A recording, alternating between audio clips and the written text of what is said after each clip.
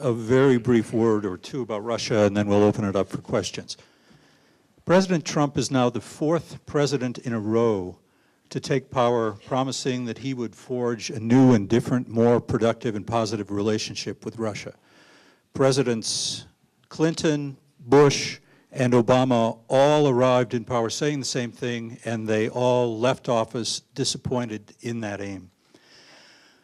What is it that President Trump needs to do or understand in order to achieve the goal of having what I think we would all agree is a good thing, a relationship where Russia works with us instead of against us?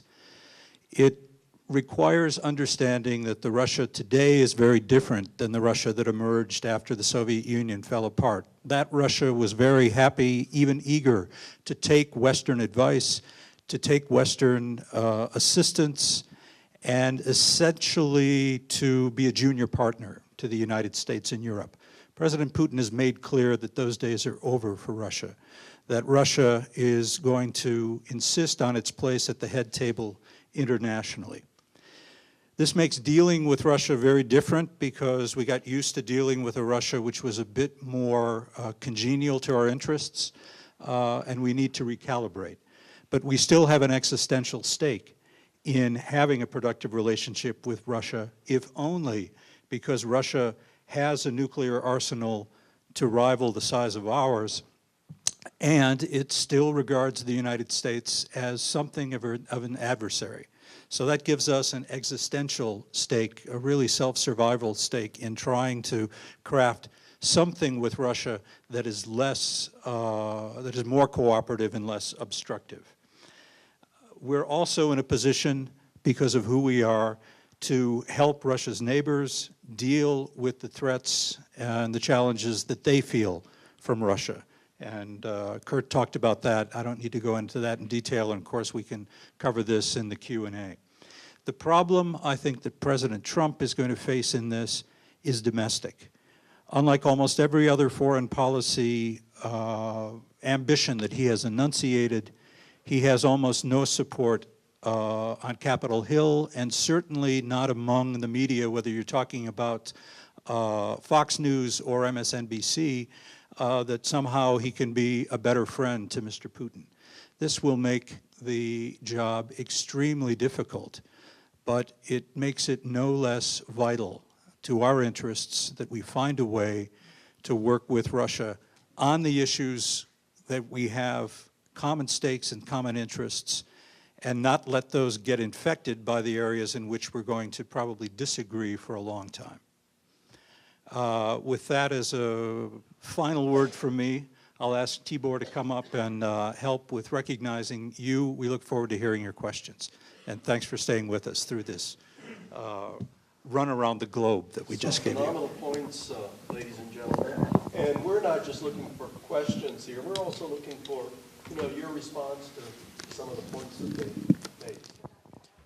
Hi, I'm Dave Lewis from the Political Science Department.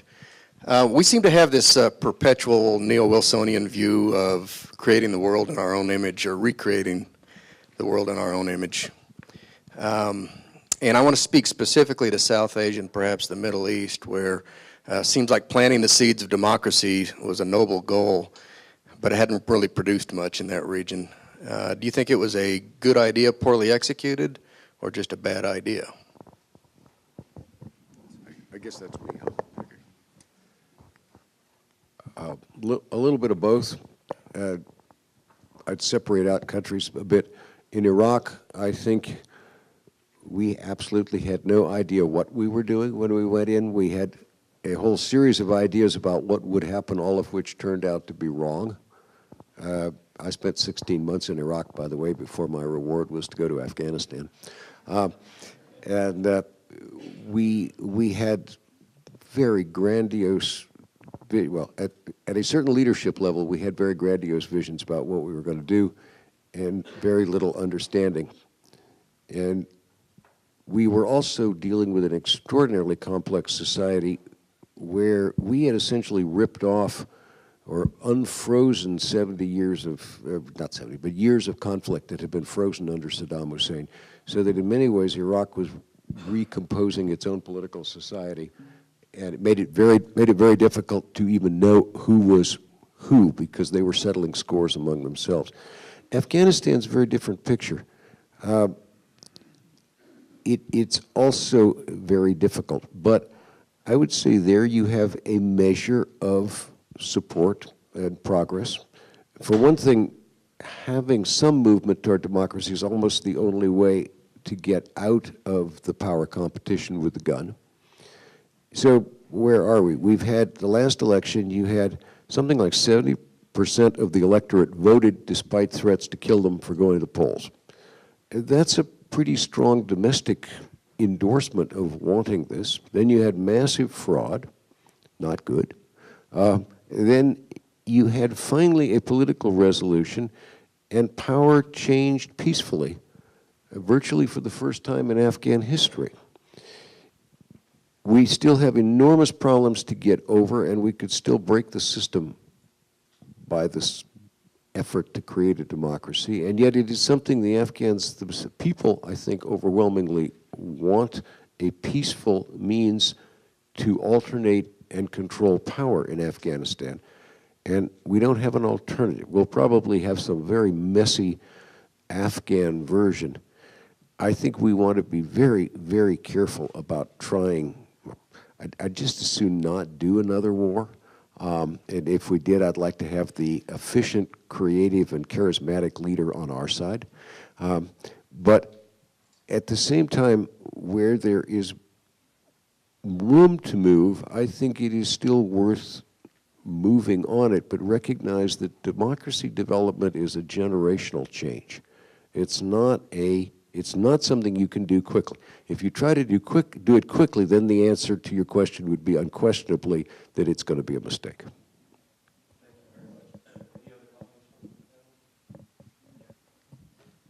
I'd like to just add a couple thoughts to that. One, the reason I think we keep coming back to what you described as a Wilsonian view of changing the world is because if we stand still and do nothing, the world goes after us. Because people around the world share the same attachment to the core values that we do. It's just that small groups of people like to dominate everybody else. And they do it for power, they do it for money, they do it for geography, they do it for religion, they do it for whatever reason that might be. And they go after each other, and oftentimes they go after us because of who we are and because of our values. And so it is in our own interest to try to see that those values do spread a bit. Now, I agree completely with Ambassador Newman here that this is not something that you can just go out and flip a switch and it happens. It's got to be something that we approach with persistence and with realism.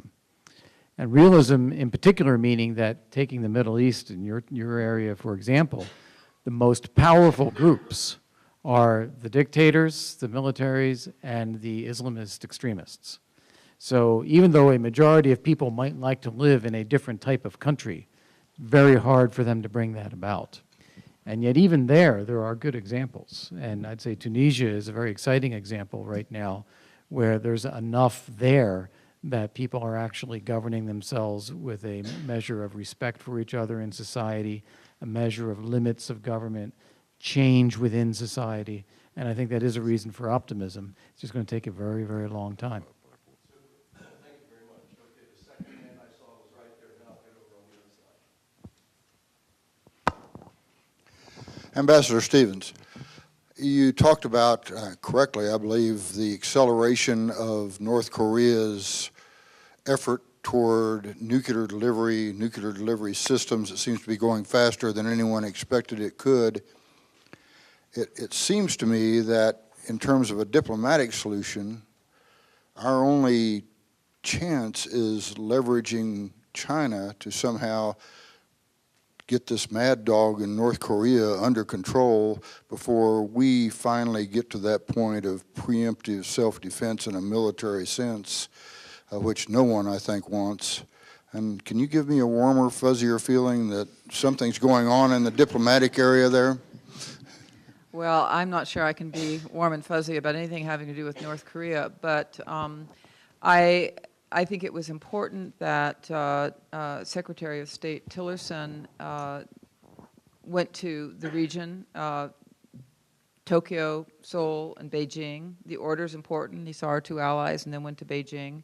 And then a major topic, not the only topic, a major topic of the conversation was North Korea and the challenges it posed. China agrees with us, and that North Korea should not have nuclear weapons.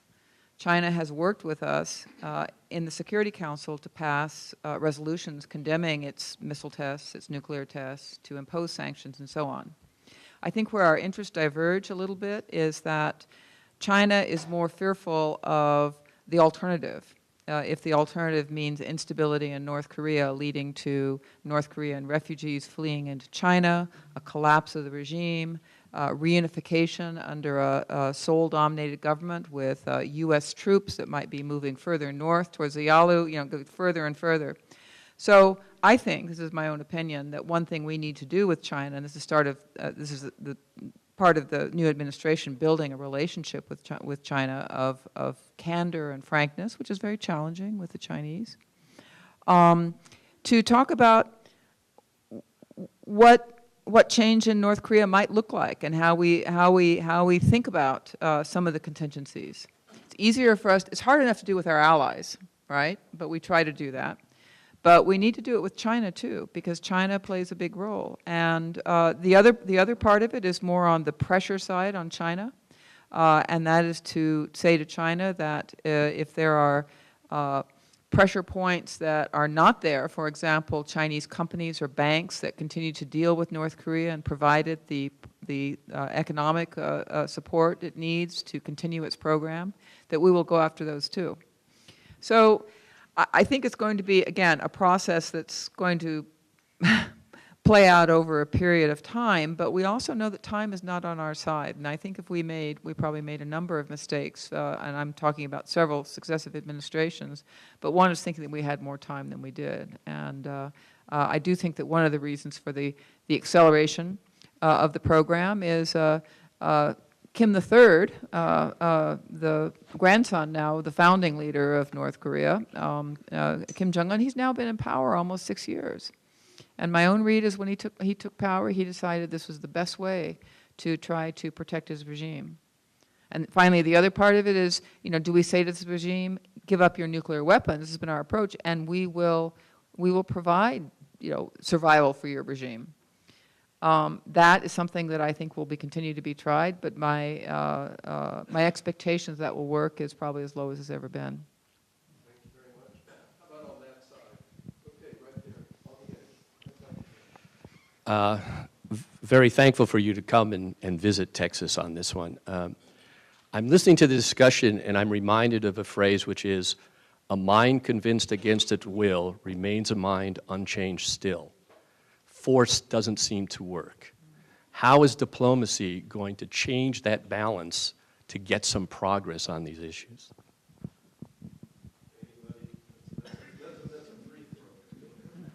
Oh, I think that's Jonathan Swift, isn't it? In any event, diplomacy is not just sort of toothless gumming and trying to persuade people to do things that they don't want to do. It is a process of identifying interests, identifying common points, bringing those points together. Doesn't always work. For instance, take an historical example. I mentioned the coalition that drove Saddam Hussein out of Iraq. One of the key points that emerged as James Baker, then Secretary of State, was making his rounds of the Arabs was their focus on the Middle East peace process. What came out of that was more complicated than I'm making out, but his commitment that we would restart the peace process after the war, which we did. Didn't succeed, but we did.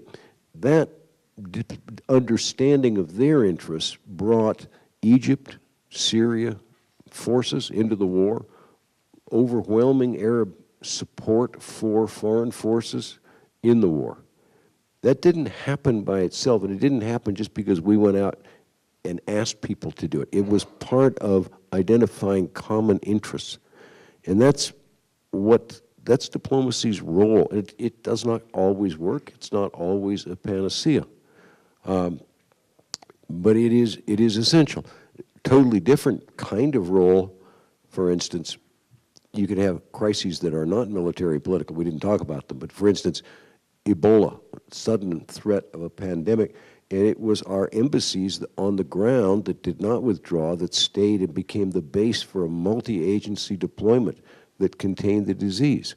So diplomacy works a whole variety of fields, but it's a process of identifying interests. Right now, Syria, you've got Turkey, ourselves, Europeans, others all fighting that have a lot of interest together, not counting the Russians and the Iranians.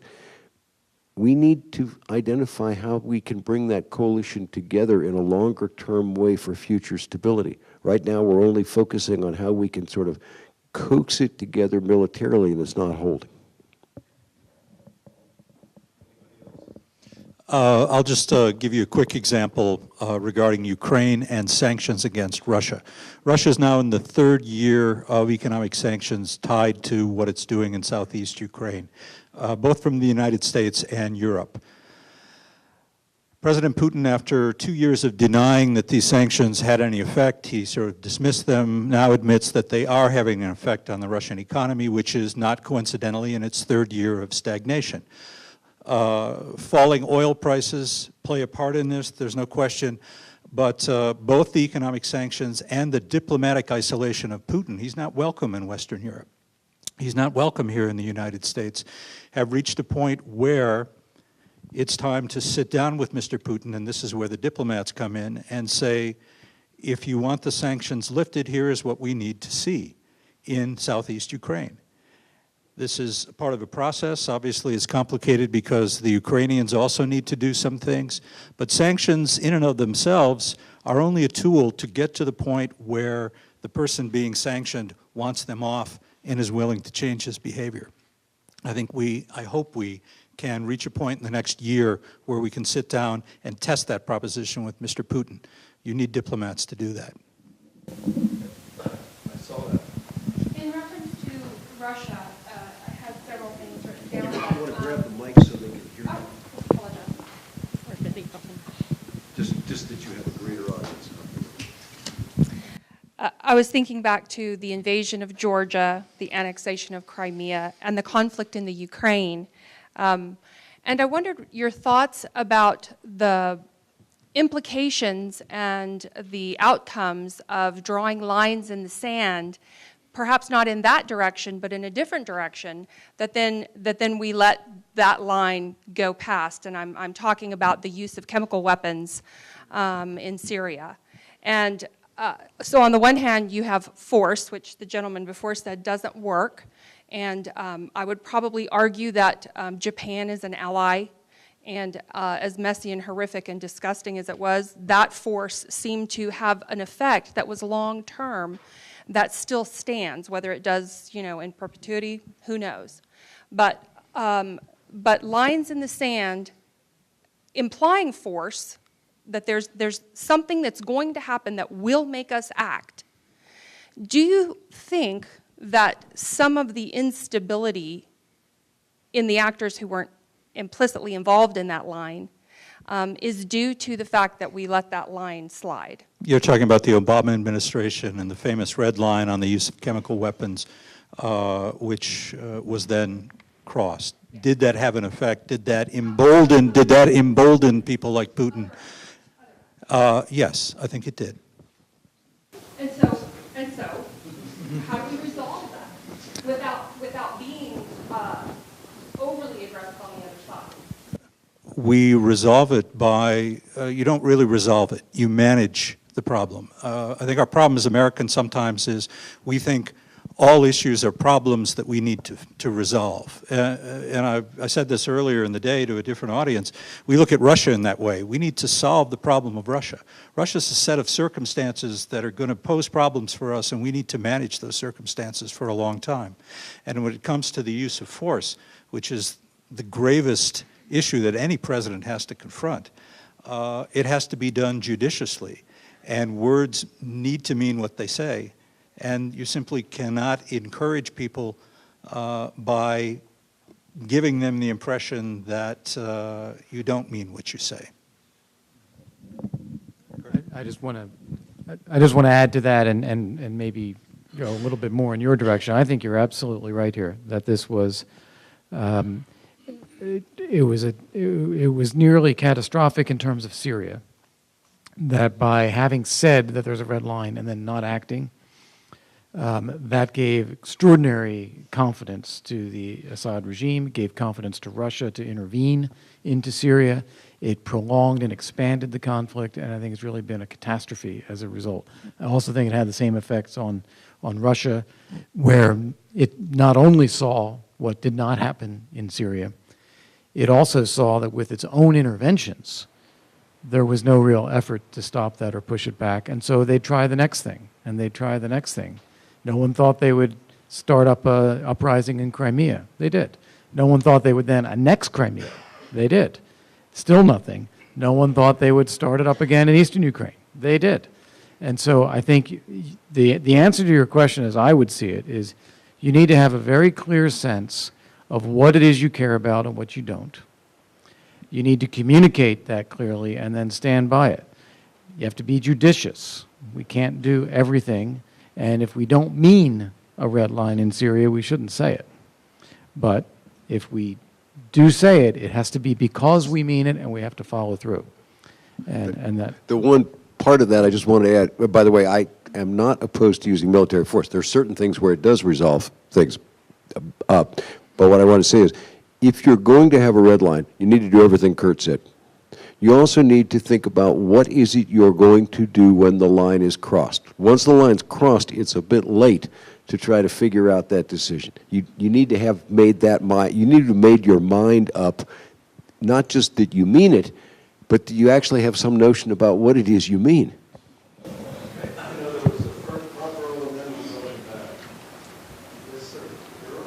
All right, I want to shift the gears a little bit here because one of you mentioned the issue of like the soft power, something politics by extension, soft power. So I've been browsing like my name is Ryan, I'm from the English department. So I browsed like the websites of University Institute of Higher Education in Asia Pacific. Browsed like a National University of Singapore, like the English department faculty. There are over 40 faculty members there. There's only one faculty member studies like American literature. And then I browsed like the University of Tokyo. No one, I don't know if they have a English department, but no one studies or teaches American full-time faculty member teaching American literature, American culture. So I wonder, like Japan is the cornerstone of the United States foreign policy in Asia Pacific. We don't care to like allocate a bit of resources to the study of the United States. Is the United States government aware of this, or is there anything that tries to remedy this situation, or it's not an issue? It's not a concern. Good luck. Yeah. No, well, thank you for that question. I mean, first of all, it's somewhat related, but also related to the earlier point. When it comes to Japan and post-war Japan, I think that's an excellent example, and I would add South Korea to this as well. After devastating wars, we didn't think the military had done the job and we were done. We made a real commitment there and a real investment, not only of treasure, but of people, and not only diplomats, but business people and aid workers and so on. And it's paid off in a big way for us and for those countries. With respect to, you said kind of soft power budgets, actually I was just, in this week's Economist magazine, there's a long article about China's soft power budget, as they call it, and I think it was in the billions, $10, $15 billion a year, and it was noting that the U.S., what they were calling the soft power budget, was actually a little part, I think it's being cut in the proposed budget of the State Department budget for things like cultural exchanges, American studies programs. It's about, I think it was about $600 million. But that includes things like the Fulbright Scholars, all these exchange programs, so on and so forth. So, yeah, I think we should do more. I think it's a fantastic investment. And it makes use of our best resource, which is our people and our communities, for a very, very small, almost just kind of a priming the pump kind of investment from the U.S. government. And I think we cut that at our peril. We did invest a lot more money in American studies during the Cold War and after. And I think in a way we may be reaping the dividends from that, because one of the greatest attributes of American soft power right now is universities like Texas Tech, which attract thousands of foreign students, people who want to come to our country and study. I used to confront this a lot as ambassador when I would have to argue with Russians who say everybody in our country hates America and you're doing the wrong thing. And I'd say, if that's so, why are the lines outside the visa office at the embassy so long every day? Why are people lining up to get their kids into American universities if America is such a bad place? So maybe one of the reasons that they're not teaching American studies in Tokyo anymore is a lot of Japanese students are studying in America. Thank you for being here. My name is Jorge Ramirez. I'm a professor of law in the area of international law. And I have a question that kind of takes off on this question of budgets. President Trump has, his current proposed budget seeks to cut the State Department and USAID agency and other agencies by 1/3. Based on your experiences, do you really think there's that much waste in the department? Do you think there are higher priorities? And if not, what impact will these cuts have on American diplomacy across the world? Mr. President. Yeah.